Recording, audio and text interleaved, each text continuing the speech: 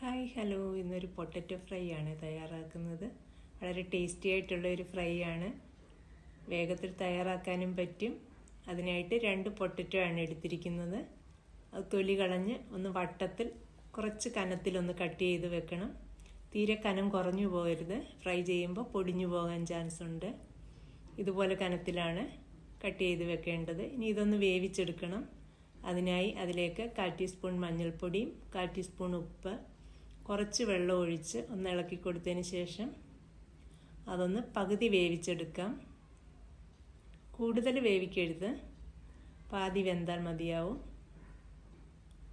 അതുകൊണ്ട് കുറച്ച് വെള്ളം ഒഴിച്ചു കൊടുത്താൽ മതി. അതൊന്ന് ഇളക്കി ഇട്ട് കൊടുത്ത് പാതി വേവിച്ചെടുക്കാം. ഇപ്പോൾ അത് പകുതി വേവായിട്ടുണ്ട്. ഇനി ഇതിലേക്കൊരു മസാല പുരട്ടേണ്ടതുണ്ട്.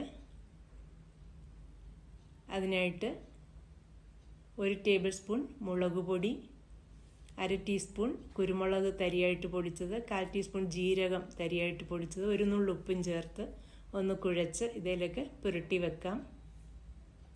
ഇനി ഇത് ഫ്രൈ ചെയ്തെടുക്കാനായിട്ട് ഒരു പാൻ അടുപ്പത്ത് വെച്ച് ചൂടാക്കി ഓയിൽ ഒഴിച്ചു കൊടുക്കാം. ഓയിൽ ചൂടാകുമ്പോൾ ഇത് അതിലേക്ക് ഇട്ട് കൊടുക്കാം. പകുതി വേവിച്ചതായതുകൊണ്ട് അധികം ഓയിലിൻ്റെ ആവശ്യമില്ല. ഇതിട്ട് കൊടുത്ത് ഒരു 2 മിനിറ്റ് ഒന്ന് അടച്ചു വെച്ച് കൊടുക്കണം. അപ്പോഴേക്കും ആ പൊട്ടറ്റോ ഒന്ന് വെന്തും കിട്ടും, ഒരു വശം ഒന്ന് ഫ്രൈ ആയും വരും. അതിനുശേഷം അതൊന്ന് തിരിച്ചിട്ട് കൊടുക്കാം. തിരിച്ചിട്ട് കൊടുത്തതിന് ശേഷം വീണ്ടും ഒരു 2 മിനിറ്റ് ഒന്ന് ലോ ഫ്ലെയിമിൽ ഒന്ന് അടച്ചു വെക്കണം. അപ്പോൾ ആ സൈഡും ഫ്രൈ ആയി കിട്ടും.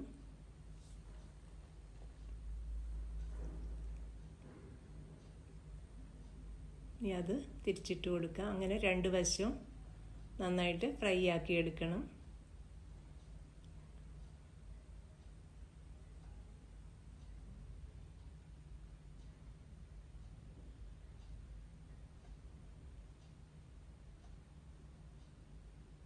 പെട്ടെന്ന് തയ്യാറാക്കാൻ പറ്റിയ ഒരു ഫ്രൈ ആണ്, വളരെ ടേസ്റ്റിയുമാണ്.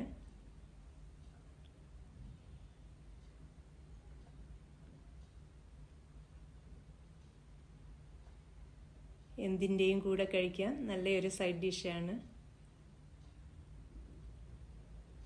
അങ്ങനെ 2 വശം ഫ്രൈ ആയി വന്നിട്ടുണ്ട്. ഇനി അതൊരു പാത്രത്തിലേക്ക് മാറ്റാം. ഈ വീഡിയോ എല്ലാവർക്കും ഇഷ്ടമായി എന്ന് കരുതുന്നു. വീഡിയോ കാണുന്നതിനും സപ്പോർട്ട് ചെയ്യുന്നതിനും എല്ലാവരോടും ഒരുപാട് താങ്ക്സ്. ഇനി മറ്റൊരു വീഡിയോയിൽ കൂടി കാണാം. Thank you.